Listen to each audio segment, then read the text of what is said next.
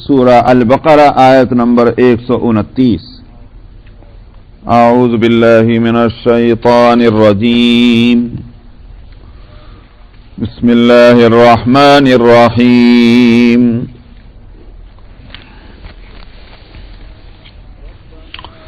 ربنا وابعث فيهم رسولا منهم يتلو عليهم آياتك ويعلمهم الكتاب والحكمة ويزكيهم إنك أنت العزيز الحكيم۔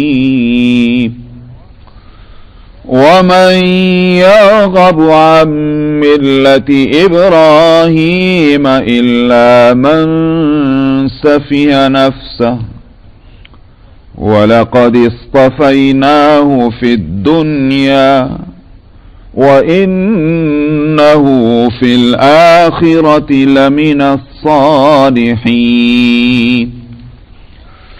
إذ قال له ربه أسلم قال أسلمت لرب العالمين۔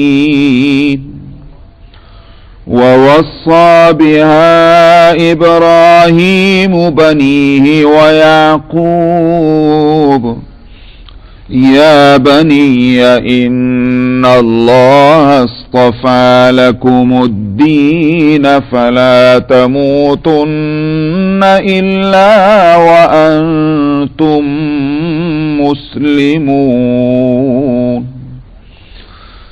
أم كنتم شهداء إذ حضر يعقوب الموت إذ قال لبنيه ما تعبدون من بعدي قالوا نعبد إلهك وإله آبائك إبراهيم وإسماعيل وإسحاق إلها واحدا ونحن له مسلمون۔ تلك أمة قد خلت لها ما كسبت ولكم ما كسبتم ولا تسألون عما كانوا يعملون۔ صدق اللہ العظیم۔ حضرت ابراہیم علیہ السلام تعمیر بیت اللہ کے وقت میں اور حضرت اسماعیل ان کے صاحبزادے جو ان کے ساتھ تعمیر کے کام میں شریک ہیں، ان دونوں نے اس وقت جو دعائیں مانگی تھی ان میں کی ایک دعا یہ تھی کہ خداوندہ ہماری نسل میں جو امت مسلمہ آپ پیدا فرمائیں، جس کے لیے دعا کی گئی، ان میں ایک رسول ایسا بھیجیے انہی میں سے کہ جو آپ کی آیتیں ان پر پڑھ کر سنائے، یتلو علیہم آیاتک، اور جو کتاب اور حکمت کی ان کو تعلیم دے اور ان کو پاک صاف کرے، انک انت العزیز الحکیم۔ تو میں جو کام اس رسول کے کرنے کے ہوں گے اور بتلائے گئے ہیں، میں اس تعلق سے گزشتہ ہفتے میں کہہ رہا تھا کہ اس میں ایک تلاوت آیات ہے، اور تلاوت کا لفظ لایا گیا تو میں نے اس کی وجہ بتلائی تھی اور اس کے معنی بتلائے تھے، اور اس ذیل میں تجوید کی جو اہمیت ہے شریعت میں اس کو بھی میں نے واضح کیا تھا۔ اس سلسلے میں ایک بات یہ ضرور ذہن میں رہنی چاہیے کہ عوام میں خاص طور پر ایک بات یہ مشہور ہے کہ بھئی قرات کس کو کہتے ہیں؟ جو بہت اچھی آواز جس کی ہو، جو جتنی خوبصورت آواز سے قرآن شریف پڑھتے ہیں کہ بہت اچھا قاری ہیں۔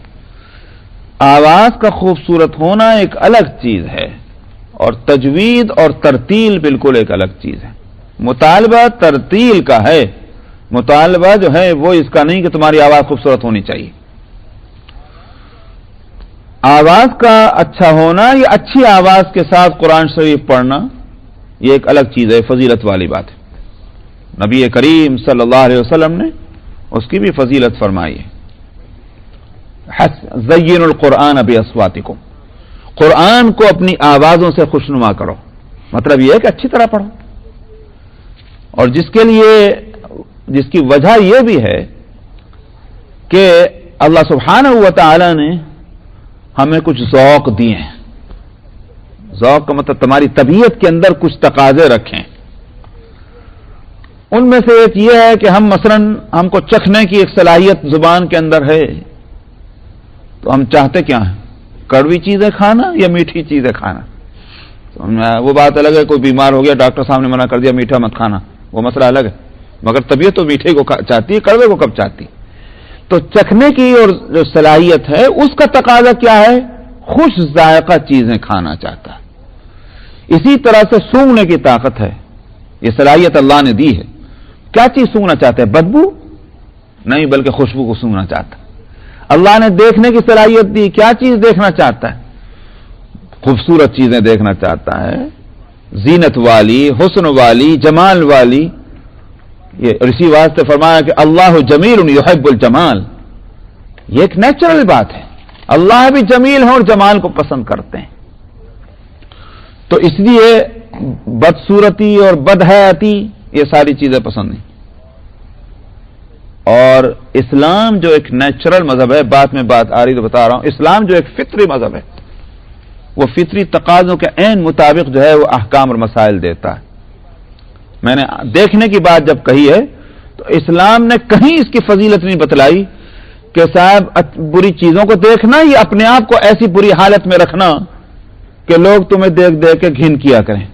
کہیں فضیلت نہیں. یہ دوسرے قوموں کے اندر تو ہے کہ ہندوؤں کے یہاں اعلیٰ درجے کی جو ہے یوں کہیے کہ بزرگی، ان کے یہاں یہ کہ خوب میلے کچالے رہو، خوب گندے رہو، اتنے بڑے بزرگ ہوں گے. کیوں؟ اس واسطے کہ ان کے یہاں فضیلت تر کے دنیا میں ہے. دنیا کو جتنا چھوڑو گے اتنا ہی تم کو فضیلت حاصل ہوگی. کپڑے نہیں پہن رہے بدن میں، بہت اعلیٰ درجے کے آدمی ہیں، بالکل ننگے پھر رہے ہیں. سمجھ میں آیا؟ کھانا نہیں کھا رہے ہیں بالکل، تو بہت اعلیٰ درجے کی. یہ بالکل غلط ہے. اسلام اس طرح کی چیزوں سے بری ہے. اسلام جب ایک فطری مذہب ہے اور نیچرل مذہب ہے، اللہ سبحانہ و تعالیٰ نے جن پاکیزہ چیزوں کو پیدا فرمایا ہے دنیا کے اندر، وہ کس کے واسطے؟ کھانے کے تعلق سے قرآن شریف کے اندر موجود ہے کہ یا ایھا الرسول کلوا من الطیبات واعملوا صالحا. اے پیغمبرو، پاکیزہ چیزیں کھاؤ اور نیک عمل کرو. میں اس مشین کو اگر پاک صاف اور صاف ستھری چیزیں ملیں گی تو مشین اچھا کام بھی کرے گی. سمجھ میں آیا؟ گندی چیزیں اس میں ڈالو گی الا بلا تو ظاہر ہے کہ یہ مشین بھی ٹھپ ہو جائے گی. آپ موٹر کے اندر آئل ڈالتے ہیں، آپ دیکھتے پھرتے ہیں کون سا آئل اچھا ہوتا ہے.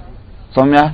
گیسولین ڈالتے ہیں، آپ پوچھتے پھرتے ہیں کون سی گیسولین اچھی ہے، تاکہ ہمارے موٹر کی مشین خراب نہ ہو، ٹھیک چلتی رہے.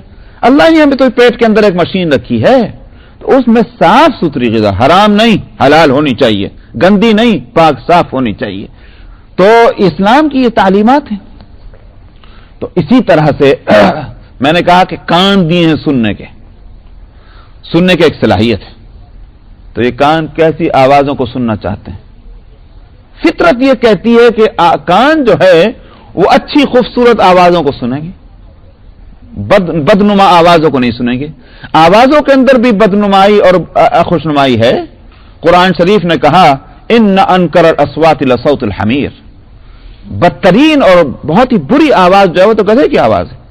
وہاں بتلانا یہ تھا کہ تم لوگ جو چیخ چیخ کے بولتے ہو، کہاں کو بولتے ہو؟ بھائی آرام سے بولو، شرافت کے ساتھ بولو، تہذیب کے ساتھ بولو. کسی کے ساتھ بات کرنی ہے تو ایسے لب و لہجہ ہونا چاہیے کہ جس سے تہذیب اور شائستگی جو ہے وہ نمایاں ہو. یہ چیخ چیخ کر جو بولو گے تو اس کا مطلب کیا ہوا؟ کسی پر دھاؤں سے پٹی جمانا چاہتے ہو تو اگر تم زیادہ زور سے بولو گے تو تمہارا کوئی روک تھوڑی قائم ہو جائے گا. زور سے بولنے والی جانوروں کے اندر تو گدھا ہے، بدترین ہے اس کی آواز ہے. تو معلوم ہوا کہ آواز کے اندر بھی اچھا ہونا اور برا ہونا یہ فطرت نے رکھا ہے. تو کان اچھی آوازوں کو سننا چاہتے ہیں. جب یہ بات ہے تو قرآن کو آپ کس طرح پڑھیں؟ اس طرح پڑھیں کہ دوسرا آدمی کانوں پہ ہاتھ رکھ لے، توبہ توبہ میں نہیں سننا چاہتا. یہ ہے کوئی بزرگی کی بات؟ اللہ کو ایسا پڑھنا پسند آئے گا؟ یہ ایسا پڑھنا پسند آئے گا کہ جب آج پڑھیں تو نہ سننے والا بھی سننے کی طرف متوجہ ہو جائے، چاہے وہ آواز ہی کی وجہ سے کیوں نہ ہو. قرآن تو سن رہا ہے وہ. اسی بات سے نبی کریم صلی اللہ علیہ وسلم نے فرمایا لیس منا من لم یتغن بالقرآن. ہم میں سے وہ شخص نہیں ہے جو قرآن کے ساتھ تغنی نہ کرے. حضرت علامہ انور شاہ کشمیری رحمۃ اللہ علیہ نے اس کے معنی ہی بتلائے اس حدیث کے کہ ہمارے تغنی نہ کرے قرآن کے ساتھ. اس کا مطلب یہ ہے کہ اپنے ذوق غنا کو جو گنگنانے اور اچھی آواز بنانے کا جو ایک ذوق ہے اس کو قرآن میں نہ استعمال کرے، یعنی کرے گا تو گانے میں جائے گا، سمجھ میں آیا؟ گانوں کو سنے گا اور گانے گائے گا۔ اللہ نے جب ایک صلاحیت دی اس کا استعمال قرآن کے اندر ہونا چاہیے، یہ تو ہے خوش آوازی کی بات، لیکن یہ قرات نہیں ہے۔ یہ میرا بتانا یہ ہے کہ اس کو قرات نہیں کہتے، اس کی فضیلت اپنی جگہ ہے۔ تلاوت اور قرات کہتے ہیں جو قواعد مقرر کیے ہیں قرآن کی تلاوت کے، جس کے لیے میں نے پچھلے ہفتے بتلایا تھا کہ ہر حرف کو، جو سنگل حرف ہے، مفرد حرف، الفابیٹ جو عربی کے ہیں، ان کا پروننسیشن، ان کی ادائیگی کس طرح ہونی چاہیے، تا کو کس طرح ادا کیا جائے، طا کو کس طرح ادا کیا جائے، سین کو کس طرح پروناؤنس کیا جائے، صاد کو کس طرح پروناؤنس کیا جائے، یہ ایک تو یہ۔ دوسرا یہ کہ جب ایک حرف دوسرے کے ساتھ مل کر آئے گا اور لفظ کی شکل بنے گا تو پھر اس حرف میں کچھ اور، اس کے پروننسیشن میں کچھ تبدیلی آئے گی یا جو کہ تو رہے گا۔ یہ ایک اس طرح کے جو اصول اور قواعد ہیں جو مقرر کیے گئے ہیں اور قرآن کے تعلق سے، اس کا نام تجوید ہے۔ تو تجوید کے ساتھ پڑھنا وہ ہے۔ ہاں، تجوید کے قواعد کی پابندی کے ساتھ حسن صوت ہو، خوش آوازی ہو تو وہ بہت اچھی بات ہے۔ اچھا، اس میں بھی پھر یہ نہیں ہے کہ باقاعدہ وہ ہندوستان کی جو پرانے راگ والی میوزک ہے وہ لا کر کے قرآن میں ٹھوس دی جائے، نہیں۔ قرآن عربی زبان کی کتاب، قرآن عربی میں ہے، لہذا ہر زبان کا اپنا ایک انداز ہے، اس کا ایک لب و لہجہ ہے، یا اس کا جو آپ میوزک کا لفظ میں استعمال نہیں کرنا چاہتا، لیکن اس کے لیے اس کے مناسب ایک غنا ہے۔ تو قرآن جب عربی میں ہوگی تو عربی غنا اور عربی لہجے اس میں چلیں گے، یہ ہندی اور سنسکرت والے نہیں۔ اسی واسطے نبی کریم صلی اللہ علیہ وسلم نے فرمایا اقرأوا القرآن بلحون العرب، قرآن کو عربی لہجوں کے ساتھ پڑھو۔ وہاں لہن بھی نہیں، لحون جمع کی صیغہ، مطلب یہ ہے کہ جتنے بھی اس کے انداز ہو سکتے ہیں عربی لہجوں کے، ان کے ساتھ قرآن کو پڑھو۔ مگر یہ سبھی علماء نے یہ متعین کر دیا کہ تجوید چونکہ واجب ہے، وہ واجب نہ چھوٹ نہ پائے، لہجے تو افضل ہیں، زیادہ اس سے زیادہ ان کا کوئی درجہ نہیں ہو سکتا، لہذا افضل کی وجہ سے واجب کو نہیں چھوڑا جائے گا اور واجب کی پابندی کرنی ضروری ہے۔ تو تجوید سیکھنے کی چیز ہے، وہ سیکھنی چاہیے اور قرآن کو اس کے ساتھ پڑھنا چاہیے۔ یہ تو ہوا یتلو علیہم سے متعلق۔ دوسری بات، وَيُعَلِّمُهُمُ الْكِتَابَ وَالْحِکْمَةَ، اور وہ پیغمبر الکتاب اور الحکمہ کی تعلیم دے۔ الکتاب سے متعین طور پر وہ کتاب مراد ہوگی، کیونکہ الکتاب کا ترجمہ اگر آپ کریں گے انگلش کے اندر تو دی بک، اور دی کا لفظ آتا ہے کسی چیز کو اسپیسیفک کرنے کے واسطے۔ اس کا مطلب کیا ہوا کہ دنیا کی ہر کتاب نہیں، بلکہ ایک کوئی خاص کتاب ہے جس کی تعلیم دینا اس کا فریضہ ہو۔ وہ خاص کتاب کون سی ہے؟ عربی کے اندر الف لام جو انگلش میں جو دی کے معنی میں آتا ہے، الف لام جو لگتا ہے ہر اسم اور ناؤن کے اوپر، وہ اس کی بہت سی قسمیں ہیں۔ ایک الف لام ہوتا ہے جنس کا، جس کو بولتے ہیں، یعنی اس لفظ کے جتنے معنوی جتنے اس کے افراد ہیں وہ اس سب کو شامل ہو جائے۔ جیسے الحمدللہ کے اندر جو الف لام ہے، یہ الف لام جنس کا ہے۔ اس کے معنی یہ ہے کہ حمد کی جتنی صورتیں ہیں وہ سب اللہ سبحانہ و تعالیٰ کے لیے، ہر طرح کی تعریف اللہ کے واسطے، یہ الف لام جنس کا کہلاتا ہے۔ دوسرا الف لام جو کسی ناؤن پر لگتا ہے، اسم پر، وہ کہلاتا ہے عہد کا، جس کو جیسے انگلش میں آپ دی بولتے ہیں۔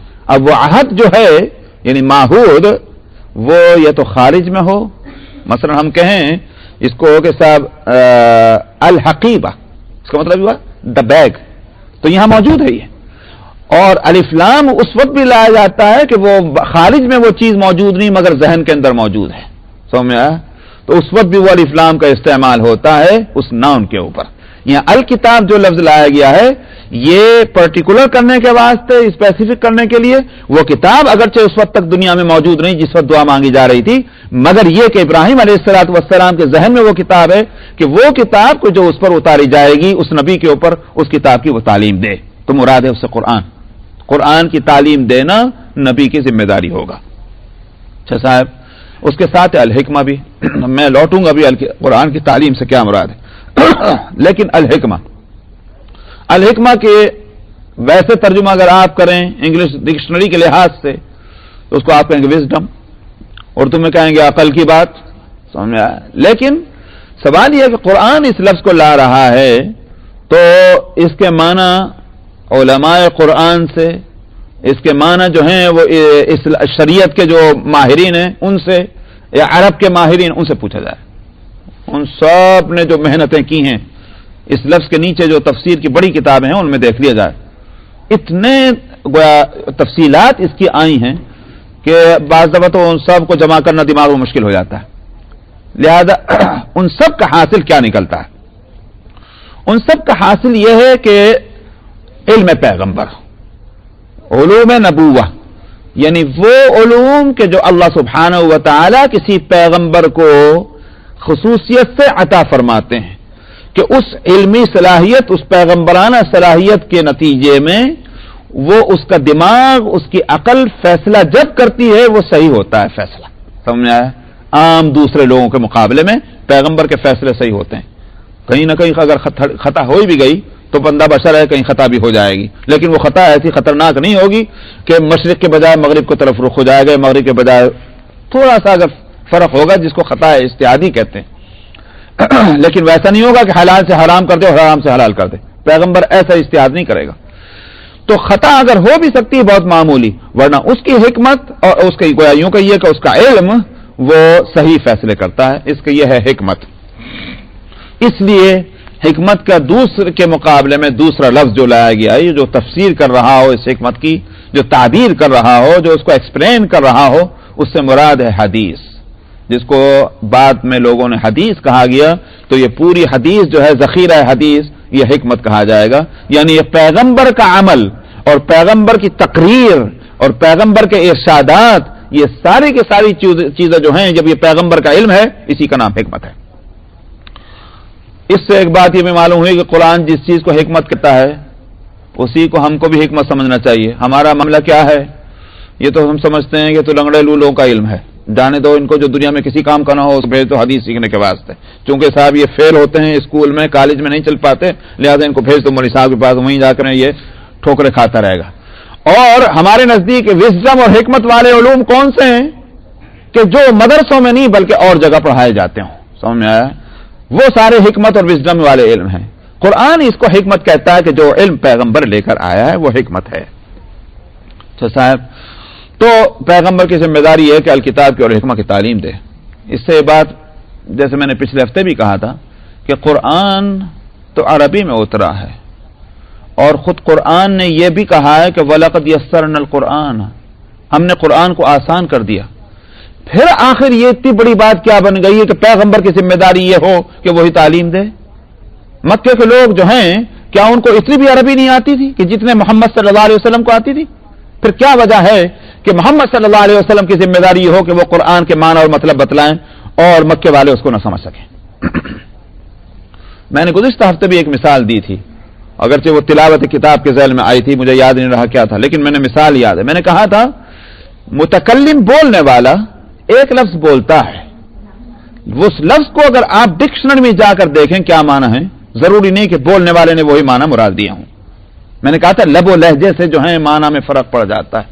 یاد ہوگا میں نے کہا تھا کہ اگر کوئی کہنے والا یہ کہ کیا بات ہے، تو کیا بات تو اردو کا لفظ ہے. آپ اس کو ڈکشنری میں جا کر دیکھیں کیا کے مطلب کیا ہے اور بات کے معنی کیا ہے اور ہے کے معنی کیا ہے، تو آپ کو مل جائیں. لیکن سوال یہ ہے کہ کیا بات ہے، یہ لفظ کیا ایک ہی معنی کے لیے استعمال ہوتا ہے؟ ایک ہی بات بولنے والا سمجھانا چاہتا ہے؟ ایسا نہیں، بلکہ لب و لہجے کا فرق معنی کو ایک دوسرے سے الگ کر دیتا ہے. مثلا ہم کہیں کیا بات ہے، اس کا مطلب یہ ہے کہ آپ حیرت انگیزی کا اظہار کر رہے ہیں، اپنی حیرت اور تعجب کا. آپ کہیں ذرا سخت لب اس کے آواز کیا بات ہے، اس کا مطلب یہ آپ ڈانٹ رہے ہیں کہ تم نے یہ کیا حرکت کی ہے.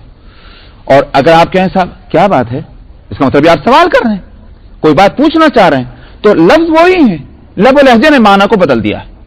سوال یہ ہے کہ متکلم قرآن کا اللہ سبحانہ و تعالی، متکلم جو الفاظ بول رہا ہے ضروری نہیں کہ ڈکشنری کے اندر جو معنی ہوں وہی معنی وہاں مراد ہوں. متکلم جو ہے ان الفاظ سے کیا معنی مراد لے رہا ہے، جب تک کہ سننے والا متکلم سے نہ سنے نہیں سمجھ میں آئے گا کہ متکلم بولنے والے کی مراد کیا تھی. قرآن شریف کو اللہ نے اسی لیے پڑھا، لکھ کر نہیں دے دیا، پڑھا ہے. میں نے پچھلے ہفتے بتایا تھا وہ حدیث. قرآن جب اللہ سبحانہ و تعالیٰ نے اس پورے کائنات کو بنانے کا فیصلہ فرمایا تو قرآن شریف کی تلاوت کی تھی. اور فرشتوں نے اس کو سنا, تو ان میں جبریل بھی تھے علیہم السلام. قرآن کو پڑھا تھا اور اس کی تلاوت کو سب نے سنا تھا. تو حضرت جبریل علیہ السلام بھی لکھا ہوا لا کر نہیں دے دیتے قرآن کو محمد صلی اللہ علیہ وسلم کے پاس, کہ پیغمبر صلی اللہ علیہ وسلم ان الفاظ کو جو ہیں وہ پڑھوا کر دوسروں سے اور ڈکشنری میں تلاش کر کے اس کے معنی بتلاتے ہوں, بلکہ جو سن رہے ہیں اپنے کانوں سے کس سے؟ حضرت جبریل علیہ السلام سے. اور جبریل نے سنا اللہ سبحانہ و تعالی سے. محمد صلی اللہ علیہ جبریل سمجھتے ہیں کہ ان الفاظ کے معنی کیا ہیں, اور محمد صلی اللہ علیہ وسلم سمجھ رہے ہیں کہ ان الفاظ کے معنی کیا ہیں, لب و لہجہ بتا رہا ہے. اسی وجہ سے عدی بن حاتم رضی اللہ عنہ کا واقعہ مشہور ہے تمام کتابوں کے اندر.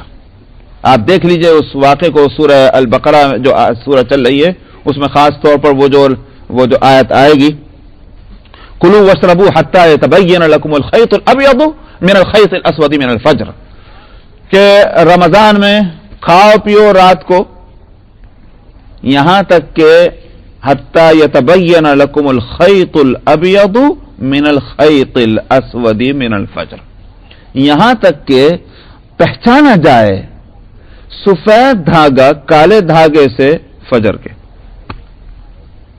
اب الخیط دھاگے کو کہتے ہیں, ابیض سفید کو کہتے ہیں, اسود کالے کو کہتے ہیں. یہ معنی ہے ڈکشنری کے. عدی بن حاتم رضی اللہ عنہ نے جب اس آیت کو سنا تو انہوں نے ڈکشنری والے معنی لے لیے, اور انہوں نے کیا کیا, دو دھاگے سمجھ میں آیا, وہ ایک سفید اور ایک کالا اپنا وہ رکھے اور تکیے کے پاس, اور وہ اپنا سو گئے کہ میں اب جب سحر کے بعد سے اٹھوں گا سحر کھاؤں گا. اٹھے سحر کھایا, اس کے بعد انہوں نے دیکھا دھاگے جو ہیں کون سا کالا کون سا سفید پتہ نہیں چل رہا, کون سا کالا ہے کون سا سفید اندھیرے میں. پھر اپنا رکھ گئے, تھوڑی دیر لیٹے, پھر اٹھ کے دیکھا نظر آ رہا نہیں پتہ چل رہا, پھر کچھ کھا لیا سمجھ میں آیا, پھر لیٹ گئے, پھر اٹھ کے دیکھا پہچان ہو رہی نہیں ہو رہی ہے, جب تک کہ وہ کالا اور سفید دھاگا ایک دوسرے سے الگ الگ نہیں ہوا عدی بن حاتم نے روزے کی نیت نہیں کی.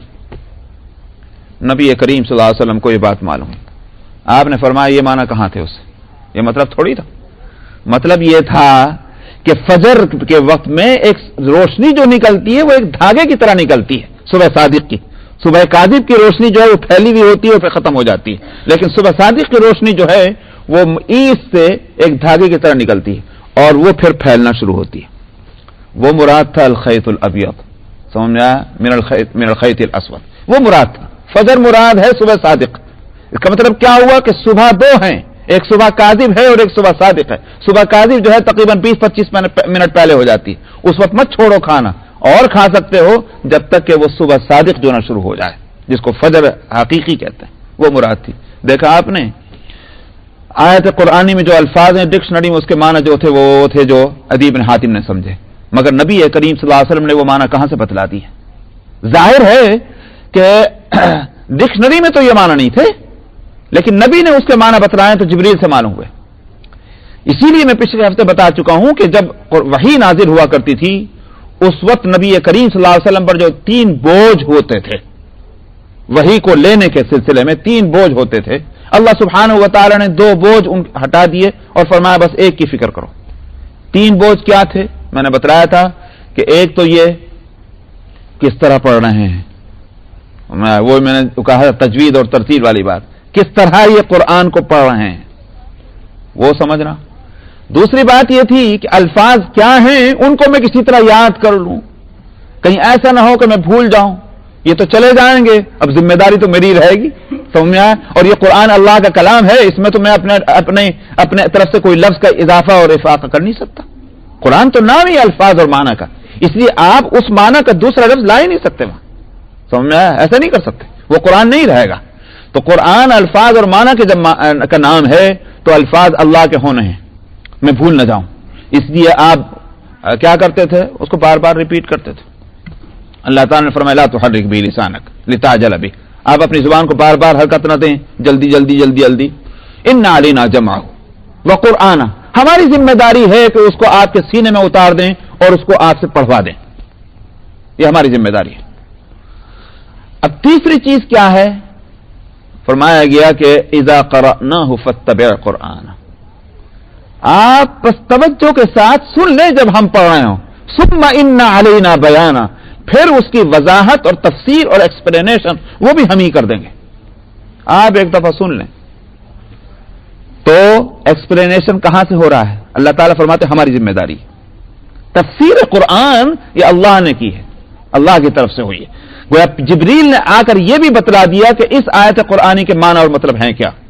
وہ بھی پیغمبر نے صلی اللہ علیہ وسلم اپنی طرف سے نہیں بتلایا، اللہ کی طرف سے جبریل نے لیے، جبریل نے آ کر پیغمبر کو بتلایا اور پیغمبر نے علیہ الصلوۃ والسلام صحابہ کو بتلایا. تو تفسیر جو ہے جو قرآن کی اور تعلیم الکتاب، یہ پیغمبر کے پیغمبرانہ مناسب میں سے اور ذمہ داریوں میں سے ایک ذمہ داری ہے. اس لیے جب وہاں عرب جن کی زبان عربی تھی اور اعلیٰ درجے کی عربی تھی اور ٹھیک وہی زبان تھی جس میں قرآن اترا ہے، اگر ان کی اپنی ثوابدید پر، ان کی اپنی سمجھ بوجھ پر قرآن کی تفسیر کو نہیں چھوڑ دیا گیا، ہم جیسے لوگ کہ جو آپ سے سیکھ لیں اور آپ سے سیکھ لیں اور عربی، اور بعض تو وہ کہ جن کو عربی کا ایک لفظ نہیں آتا، اردو، انگلش، فارسی، ان ترجموں کو دیکھ کر کے اگر مفسر بننا چاہیں اور سمجھنے کے ہم بھی مفسر ہو گئے، ہمارے سر میں بھی بھیجا ہے، ہم جو قرآن کو سمجھ سکتے ہیں، ان کے لیے ہم اس کے سوا اور کیا کہہ سکتے ہیں کہ بھائی اللہ ہدایت دے. نبی کریم صلی اللہ علیہ وسلم کی ذمہ داری جب یہ ہوئی کہ وہی تفسیر کریں تو ہم کو وہی تفسیر لینی پڑے گی جو نبی سے ثابت ہے علیہ الصلوۃ والسلام، جس کو صحابہ نے بڑے اہتمام کے ساتھ. کوئی تو وجہ ہے کہ امام بخاری رحمۃ اللہ علیہ اور اسی طرح دوسرے محدثین، امام ترمذی، آپ دیکھ لیجئے کھول کر کے بخاری کو اور ترمذی کو، اس کے اندر کتاب التفسیر موجود ہے، مستقل چیپٹر ہے کتاب التفسیر کا. یعنی قرآن پاک کی کن آیتوں کے تعلق سے نبی کریم صلی اللہ علیہ وسلم نے کیا بات فرمائی، مستقل چیپٹر. تو تفسیر قرآن وہی ہوگی معتبر کہ جو نبی کریم صلی اللہ علیہ وسلم. اسی لیے مفسرین نے حدیث کو بند کر کے نہیں تفسیر نہیں کی ہے، حدیث کو سامنے رکھا ہے، بلکہ بعض نے تو اتنا اہتمام کیا ہے کہ ان کی تفسیر کے اندر روایتیں ہی روایتیں، اس کے سوا اور کچھ ہے ہی نہیں. چنانچہ ابن کثیر، حافظ ابن کثیر جو محدث ہیں، ان کی تفسیر آپ دیکھ لیجئے، اردو کے اندر بھی ہے اور عربی کے اندر بھی ہے، اس میں تفسیری روایات ہی ہیں. اپنی بات یا مفسرین کی بات تو وہ کم کہتے ہیں، وہ تو حدیثوں کو جمع کر رہے ہیں. تو یہ اہتمام مفسرین نے اسی وجہ سے کیا ہے. تفسیر وہی معتبر ہے کہ جو نبی کریم صلی اللہ علیہ وسلم سے ثابت ہے. جی حضرت، اچھا 5 منٹ. تو اسی تفسیر کا اعتبار. اب آج مفسر جو بننا ہے اس کے لیے مت سمجھیے کہ میں یہاں بیٹھ کر تفسیر کرتا ہوں تو میں مفسر ہوں. نہیں، لغوی اعتبار سے ڈکشنری کے لحاظ سے آپ مجھے مفسر کہہ لیں وہ بات الگ ہے، لیکن جو اصطلاحی بات ہے کہ کسی کو مفسر قرآن جب کہا جائے گا تو اس لحاظ سے ہم بہت نیچے ہیں. مفسر بننے کے واسطے ضرورت اس کی ہے، یعنی جو قرآن کی براہ راست تفسیر کر سکے. اس کے لیے ضروری ہے سب سے پہلی بات عربی زبان. وہ کون سی عربی زبان آج جو بولنے جانے والی، وہ نہیں لغت دارجہ جس کو بولتے ہیں، وہ نہیں، بلکہ وہ لغت جاہلیہ.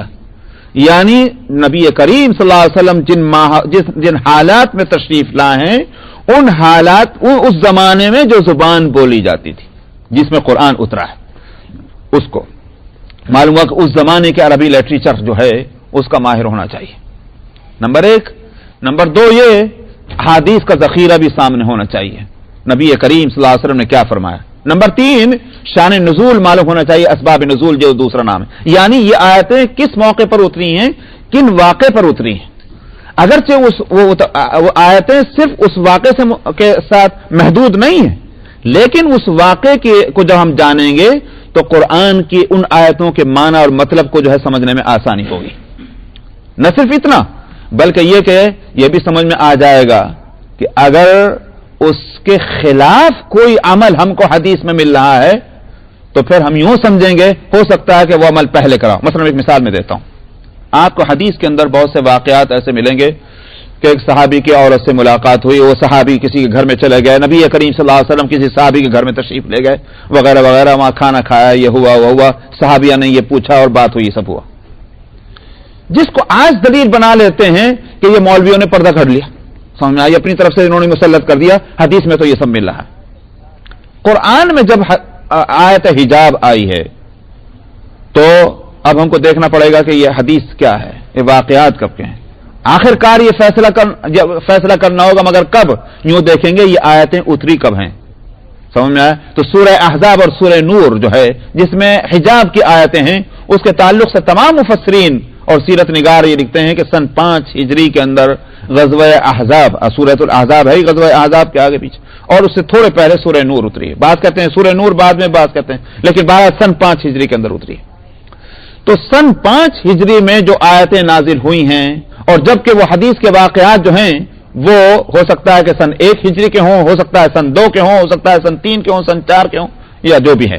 جب یہ امکانات موجود ہیں تو ہم کیا کریں گے؟ مفسرین نے کیا سمجھا کہ آیت حجاب سے پہلے کے وہ واقعات ہیں، آیت حجاب جب تک نازل نہیں ہوئی تھی، اس کے بعد جو ہے اسٹرکٹلی پردہ نافذ ہو گیا. تو میں کہہ رہا تھا کہ سبب نزول اور شان نزول بھی معلوم ہونا ضروری ہے تاکہ اس سے زمانے کا تعین ہو، اور اگر شریعت کے جو روایتیں ہیں اور واقعات ہیں ان کی ترتیب اس سے قائم ہو سکے. اسی لیے مفسرین نے یہ اہتمام بھی کیا، یہ سورت کس زمانے میں نازل ہوئی، مکی ہے تو مکے میں کس زمانے میں نازل ہوئی، مدنی ہے تو مدینے میں کس زمانے میں نازل ہوئی. کتنی محنتیں کر کے یہ چیزوں کو نکال کر لائیں حدیثوں کے ذخیروں سے. تو ان چیزوں کا جاننے والا بھی ہونا چاہیے. اور اسی طرح سے تیسری بات کیا ہے؟ تیسرے یہ کہ جغرافیہ کا بھی اس کو پتہ ہونا چاہیے. سمجھ میں آیا؟ جغرافی جس کو کہتے ہیں، وہ ضروری نہیں کہ آپ الاسکا کے ماہر ہوں، بلکہ حاصل یہ ہے کہ جس کو ارض القرآن، زمین کا وہ حصے کہ جہاں سے متعلق قرآن کچھ واقعات بتلا رہا ہے، تو ان حصوں سے اگر واقفیت ہوگی تو مفسر کو تفسیر کرنے میں اور ان قوموں کے واقعات بتلانے میں آسانی ہوگی. اسی لیے مفسرین نے سفر کیا، سفر کر کے باقاعدہ ان جگہوں میں جا کر کے دیکھا جہاں قوم سمود آباد تھی، جہاں قوم عاد آباد تھی، جہاں قوم شعیب آباد تھی. ان کو ان آیتوں کے سمجھنے میں اور سمجھانے میں بہت اس سے مدد ملی ہے. تو خاص طور پر اس جغرافیہ کا بھی ماہر ہونا چاہیے. علاوہ اور پھر اس زمانے کے اندر مفسر کو فقہا کے جو اختلافات ہیں، وہ اختلافات ان کے اپنے جو ہیں دماغی خرابیوں کا نتیجہ نہیں تھے، بلکہ اس کی بنیادیں ہیں. میں اس وقت اس پر نہیں کچھ بول سکتا، وقت ختم ہو گیا. ان سے بھی واقفیت ہونا ضروری ہے. اس کے بغیر وہ قرآن کی تفسیر اس طرح کہ ائمہ مجتہدین کے جو اجتہادات ہیں وہ اس سے نہ نکلے، وہ بھی اس کو ماہر ہونا ضروری ہے. اور تیسری سب سے بڑھ کر بات یہ ہے کہ وہ متقی اور متبع سنت ہونا چاہیے. جس کے دل میں خوف خدا نہ ہوگا وہ تفسیر میں کیا کچھ نہیں گل کھلائے گا. سمجھ میں آیا؟ تو تقوی اور شریعت کی پابندی اور سنتوں کا اہتمام وہ اس کے پاس ہونا چاہیے. یہ سب سے اور یہ بھی اہم بات ہے.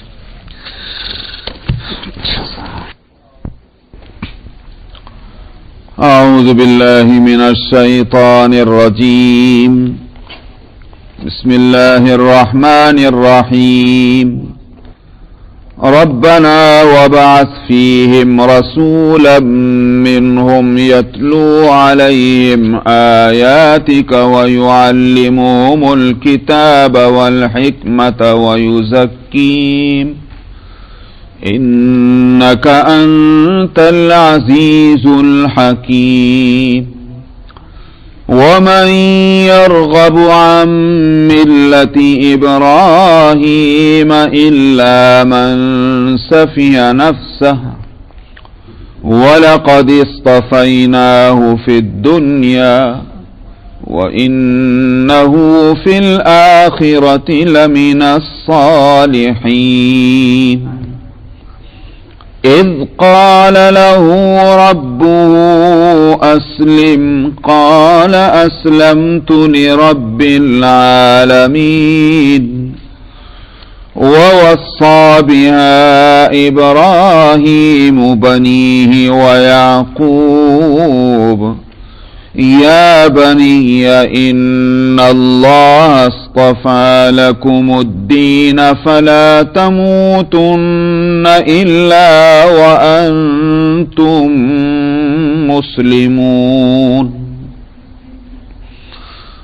أم كنتم شهداء إذ حضر يعقوب الموت إذ قال لبنيه ما تعبدون من بعدي قالوا نعبد إلهك وإله آبائك إبراهيم وإسماعيل وإسحاق إلها واحدا ونحن له مسلمون.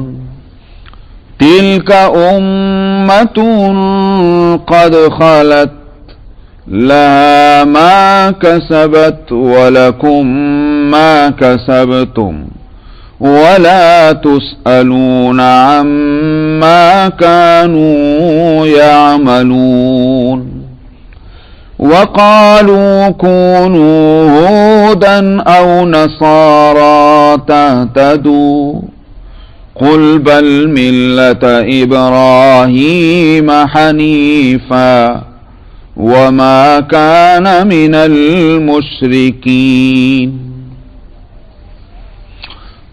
قولوا آمنا بالله وما أنزل إلينا وما أنزل إلى إبراهيم وإسماعيل وإسحاق ويعقوب والأسباط وما أوتي موسى وعيسى وما أوتي النبيون من ربهم لا نفرق بين أحد منهم ونحن له مسلمون فإن آمنوا بمثل ما آمنتم به فقد اهتدوا وإن تولوا فإنما هم في شقاق فسيكفيكهم الله وهو السميع العليم صدق الله العظيم. حضرت ابراہیم اور اسماعیل علیہ السلام نے بیت اللہ کی تعمیر کے وقت میں جو دعائیں کی تھیں اس میں کی یہ دعا آخری کہ خداوندہ ہماری اولاد میں جس میں ایک امت مسلمہ آپ پیدا فرمائیں، ان کے اندر ایک رسول بھیجیں کہ جو ان پر آپ کی آیتوں کی تلاوت کرے اور الکتاب اور الحکمہ کی ان کو تعلیم دے اور ان کا تزکیہ کرے وَيُزَكِّيهِمْ۔ جہاں تک تلاوت کتاب کا مسئلہ اس پہ میں 2 ہفتے پہلے عرض کر چکا تھا، اور تعلیم کتاب اور حکمہ کے بارے میں نے گزشتہ ہفتے بتلایا تھا، ہاں۔ وَيُزَكِّيهِمْ اب مسئلہ ہے تزکیے کا۔ زکا یزکی کے معنی آتے ہیں اصل میں صاف کرنے کے، کلین کرنا، پاک صاف، اسی سے لفظ زکوٰۃ بنا ہے۔ یہ جو آپ مال کی جو ایک متعین حصہ اللہ کے حکم سے جب نکالتے ہیں اس کو آپ کہتے ہیں یہ زکوٰۃ۔ کیا ہو گئے؟ اب مال آپ کا صاف ہو گیا، اسی لیے وہ مال کہ جو زکوٰۃ کے عنوان سے آپ نکال رہے ہیں یہ مال کا میل ہے جو نکال دیا گیا۔ جب مال کا میل نکل گیا تو مال صاف ہو گیا، جیسے بدن کا میل نکال دیجئے، کپڑے کا میل نکال دیجئے تو صاف ہو جاتا ہے، تو مال جو ہے وہ کلین ہو جاتا ہے۔ اس سے اسلام کا یہ مزاج بھی اور وہ حکمت سمجھ میں آئی، جو مطلب اس کی طبیعت، کہ اس کے معنی یہ ہیں کہ زکوٰۃ دینے سے مال گھٹتا نہیں ہے۔ کسی شخص کے پاس مثال کے طور پر $1000 ہیں، اب $1000 میں 2.5% جو ہے $25 دیے اس نے، تو رہ گیا کتنے؟ 975۔ تو $975 جب رہ گئے وہ تو 1000 تھے، تو $25 کم ہوئے کہ نہ ہوئے؟ بات تو یوں سمجھ میں آتی، لیکن اسلام یہ سمجھانا چاہتا ہے کہ یہ کم نہیں ہوئے۔ اگر کم ہوئے تو ایک شخص جو ہے وہ میلا کچیلا ہے، تو اس کا مطلب یہ ہے کہ جتنا میل اس کے بدن پہ چڑھ رہا ہے تو اس کا مطلب کیا ہوا اسے بھی کم نہ کرو کیونکہ وہ دبلا ہو جائے گا، ظاہر ہی نہیں۔ وہ میل دور کرنے سے یہ آدمی تندرست ہو جائے گا، صحت مند ہو جائے گا، سمجھ میں آیا؟ اس کا وزن ویسے تولنے سے چاہے کم ہو جائے مگر صحت اور تندرستی جس کا نام ہے اس کے لحاظ سے اب صحت مند ہے، پہلے صحت مند نہیں تھا جب اس کے اوپر میل چڑھا ہوا تھا۔ ٹھیک یہی حالت ہے مال کی۔ تو جو $25 $1000 سے نکالے گئے ہیں اس کا مطلب یہ ہے کہ یہ میل تھا جو نکل گیا، مال کم نہیں ہوا، مال اب صحت مند ہو گیا اور تندرست ہو گیا۔ یہ ہے اسلام کا مزاج، اس لیے اس کا نام رکھا زکوٰۃ۔ تو زکا یزکی کے معنی آتے ہیں صاف کرنے کے۔ اب اعمال اور انسان کے خیالات اور افکار کی بھی صفائی ہونی چاہیے، تو وہاں بھی لفظ زکوٰۃ لائیں۔ اس کے مطلب کیا ہوا کہ جب انسان نیک عمل کرتا ہے تو اس کے اعمال کی برائیاں جو ہیں وہ ختم ہو جاتی ہیں نیکیوں کے ذریعے سے، جس کو ہم دوسرا لفظ بولتے ہیں کفارہ۔ قرآن شریف میں لفظ وَيُكَفِّرُ عَنْهُمْ سَيِّئَاتِهِمْ کا لفظ بھی اسی واسطے ہے کہ جب کوئی شخص نیکی کرتا ہے تو نیکی آ کر کے برائیوں کی جگہ لے لیتی ہے، برائیاں وہاں سے ہٹ جاتی ہیں۔ تو یہ تزکیہ ہے۔ کیسے ہوگا تزکیہ؟ اس کی متعین صورت یہ ہے کہ پیغمبر آ کر کے یہ نہیں ہوتا کہ یہ کتاب لو، اللہ میاں نے کتاب بھیجی، تم جانو تمہارا کام جانے، السلام علیکم۔ پیغمبر اتنا کام نہیں کرتا۔ پیغمبر کتاب لے کر آتا ہے، پڑھ کے سناتا ہے، مطلب بتلاتا ہے، مگر مطلب بتلا دینا بھی اس طرح نہیں کہ جیسے ایک پروفیسر جو ہے وہ یونیورسٹی میں اور کالج میں کہ کلاس روم میں کھڑا ہو کر لیکچر دے دیا، اس کے بعد انہوں نے کہا بھائی خدا حافظ، اب تم جانو تمہارا کام جانے، امتحان والے دن ملیں گے۔ پیغمبر یہاں تک بھی نہیں کرتا۔ پیغمبر اس کے بعد یہ کرتا ہے کہ اللہ کے احکام جو ہیں اور اس کی مرضیات اس کو ایکسپلین بھی کرتا ہے، اس کی تشریح بھی کرتا ہے، ساتھ میں عمل کر کے بتلاتا ہے۔ یہ ہے اس طرح عمل ہوگا۔ اتنا بھی نہیں، چنانچہ نبی کریم صلی اللہ علیہ وسلم نے یہ تو فرمایا صلو کما رأیتمونی اصلی، تم نماز اس طرح پڑھو جس طرح مجھے نماز پڑھتے دیکھتے ہو۔ تو صحابہ نے آخر نبی کریم صلی اللہ علیہ وسلم کے عمل کو اتنے احتیاط کے ساتھ اور اتنے یوں کہ یہ بڑی پابندی کے ساتھ قربانیاں دے دے کر، تکلیفیں اٹھا کر، راتوں کو جاگ کر، دنوں کو کھانا چھوڑ کر کے نبی کے ابو ہریرہ رضی اللہ عنہ کا پیٹ ویسے ہی پیٹ تھا جیسا ہمارا اور آپ کا پیٹ، جس طرح ہمارے پیٹ میں بھوک لگتی ہے ان کو بھی لگتی تھی، لیکن ابو ہریرہ ایک ہفتے تک جو ہے کھانے کو نہیں مل رہا، کوئی پرواہ نہیں ہے، یہاں تک کہ بھوک کی وجہ سے کمزوری میں غشی چھا رہی ہے، کوئی حرج نہیں۔ کیوں نہیں جاتے میاں؟ وہ خود کہتے ہیں کہ میں اس لیے نہیں جاتا تھا کہ کمزوریاں میرے اوپر ہاں کہ چڑھ جاتی تھی، میں زمین پر لیٹ جاتا تھا کمزوری سے، مگر اس لیے نہیں جاتا تھا کہیں ایسا نہ ہو کہ میں تو ادھر گیا کھانے کی فکر میں اور ادھر نبی کریم صلی اللہ علیہ وسلم نے کوئی حدیث فرما دی، میں محروم رہ جاؤں گا۔ یہ تھی وہ بات۔ تو نبی کریم صلی اللہ علیہ وسلم کا عمل اور قول جو تھا اس کو انہوں نے شریعت سمجھا تھا، اور شریعت جو ہے وہ ہمارے واسطے صرف نبی کے لیے نہیں، جب ہمارے واسطے ہے تو جو چیز ہمارے واسطے آ رہی اور ہمیں اس کی ضرورت ہے تو وہ جب اس کا احساس ہو تو آدمی اس کے لیے تکلیف اٹھاتا ہی۔ بھائی ہم اور آپ جو ہیں جاب کرتے ہیں کہ نہیں کرتے، بزنس کرتے ہیں کہ نہیں کرتے، سنو پڑ رہی ہو کہ بارش پڑ رہی ہو، ہم نے آج ناشتہ کیا ہو کہ نہ کیا ہو، سمجھا کچھ بھی ہو، لیکن ٹائم پہ بھاگے چلے جا رہے ہیں، کیوں؟ ہمیں اس کی ضرورت ہے۔ ہم یہ سمجھتے ہیں کہ اگر ہم نے وقت پر وہ کام نہیں کیا تو یہ ہمارا نقصان ہے۔ جو لوگ شریعت کو اپنی ضرورت کی چیز سمجھنے لگ جائیں اور یہ سمجھیں کہ اس میں ہمارا کام اٹکا ہوا ہے، ہمارے مطلب کی چیز ہے، اس کے لیے وہ تکلیف اٹھائیں گے۔ صحابہ نے یہ سمجھ لیا تھا تو انہوں نے اس کے لیے تکلیفیں اٹھائیں کہ راتوں اور دن۔ حضرت عمر رضی اللہ عنہ تو اس کا مطلب کیا ہوا کہ گھر کا سارا کام جو ہے وہ چوپٹ ہو جاتا ہے، بچے چھوٹے ہیں، گھر کا بھی کام دھندا ہے، کچھ نہ کچھ بزنس ویوپار بھی ہے، آخر کس طرح ہو، یہ بھی کرنا ہے وہ بھی کرنا ہے۔ تو اب دیکھیے دونوں ضرورتوں کا احساس ہے اور دونوں ضرورتوں کو یکساں سمجھا ہوا ہے کہ نہ اس کو چھوڑنا ہے نہ اس کو چھوڑنا ہے، یہ بھی دین ہے اور وہ بھی دین ہے۔ راستہ کیا نکالا کہ صاحب جن سے مواخات ہوئی تھی، نبی کریم صلی اللہ علیہ وسلم نے جن کو بھائی بنا دیا تھا ان کا مدینے پہنچنے کے بعد، ان سے انہوں نے معاملہ کر لیا، دیکھو میاں گھر تمہارے ساتھ بھی لگا ہوا ہے، میرے ساتھ بھی لگا ہوا ہے، اور تم کو بھی شریعت کا علم حاصل کرنا ہے، مجھے بھی کرنا ہے، تو لاؤ ایسا کر لیتے ہیں، ایک دن تو میں جاؤں گا، تم میرا بھی کام دیکھنا، جو کچھ میں وہاں سے سیکھ کے آؤں گا رات کو آ کے تمہیں بتلا دوں گا، اور دوسرے دن تم جانا، میں تمہارا بھی دیکھوں گا کام اور اپنا بھی کام دیکھوں گا، تم سارا دن سیکھنا، رات کو آ کے مجھے بتا دینا۔ ضرورت کا احساس تھا تو انہوں نے اپنی دنیا کی ضرورت کو بھی ہاتھ سے نہیں جانے دیا، وہ بھی آخر دین کی ضرورت تھی، دین کا حکم تھا، اور دین کو بھی ہاتھ سے نہیں جانے دیا۔ ضرورت کا احساس ہے۔ آج ہم لوگوں کو ضرورت کا احساس نہیں، تو ذرا سا بھی بہانہ ملا اور بے بہانے کے اس کے باہر کھڑے بات کر لیں گے، بازاروں میں گھر کی جہاں مسائل بیان ہو رہے ہیں، جہاں قرآن پڑھا جا رہا ہے وہاں ہم لوگ نہیں آتے، اس لیے کہ ضرورت کا احساس نہیں۔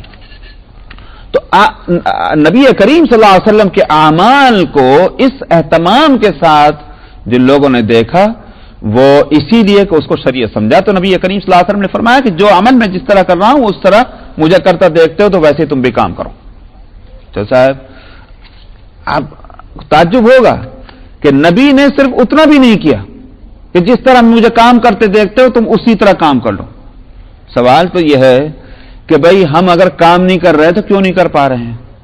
کیا بیماری ہم کو لگی ہوئی ہے کہ جس کی وجہ سے ہم صحت والا کام نہیں کر پاتے، عمل صالح ہم نہیں کر رہے ہیں؟ کوئی بیماری تو لگی ہوئی ہے، کوئی پریشانی تو ہمارے اندر ہے, کوئی کمی اور کمزوری تو ہے, جانتے ہوئے نہیں آتے, کوئی ہے نا خرابی. نبی کا کام اتنا ہی نہیں ہے عمل اس طرح سے ہوگا, بلکہ وہ اس پر بھی نظر کرتا ہے کہ وہ کیا کمی اور کمزوری ہے جس کا علاج کر کے تم اچھا عمل کرنے کے قابل ہو سکتے ہو. سمجھ میں آیا؟ یہ ہے, یہاں تک بات پہنچائی. یہی ہے وہ تزکیہ. تزکیہ کے معنی کیا ہے کہ عمل صالح کے لیے تیار ہونا اور عمل صالح کو اس طرح کرنا, یعنی وہ صالح تو جب ہی بنے گا کہ اس عمل کو اس طرح کرنا جس طرح نبی سے کرنا ثابت ہے, اور کرنے کے راستے میں جو رکاوٹیں ہیں اس کو دور کرنا. وہ دور کرنا جو ہے اس کا نام ہے تزکیہ. سمجھا؟ وہ میل ہے. میں نے اب آپ کے سمجھ میں آ گیا وہ بات کہ مال کا میل جس طرح سے ہم نے زکوٰۃ کے ذریعے سے باہر کر دیا, اس طرح سے عمل کے راستے میں جو گندگیاں ہیں, جو کدورتیں ہیں, جو پریشانیاں ہیں, ان کو دور کرنے کا نام تزکیہ. اچھا صاحب, نبی نے یہ سارے کام کیے. چنانچہ آپ دیکھتے ہیں عمل صالح کے راستے